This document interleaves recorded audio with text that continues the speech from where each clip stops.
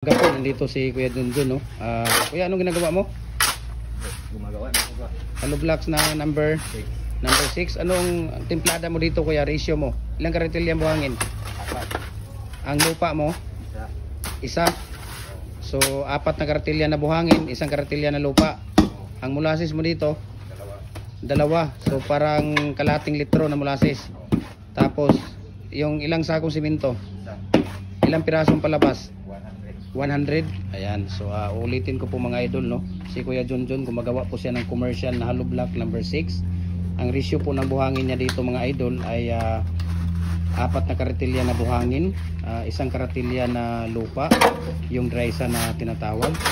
Tapos kalating litro na molasses, 1 sako na simento na Portland type 1. Tapos 100 pieces ang palabas, Kuya, di ba? Ayan. So ilang taon ka na nag-hollow blocks, Kuya? 12 years? Ayan, so ang tagal na talaga ni Kuya nag-hollow blocks, no? So maraming salamat, no, sa paunlak ni Kuya at sa pagbigay niya ng ratio sa atin. Nandito lang ito mga idol sa likod ng ating tindahan, no? Yan po ang tindahan natin, no? Nandito lang tayo sa likod ng tindahan.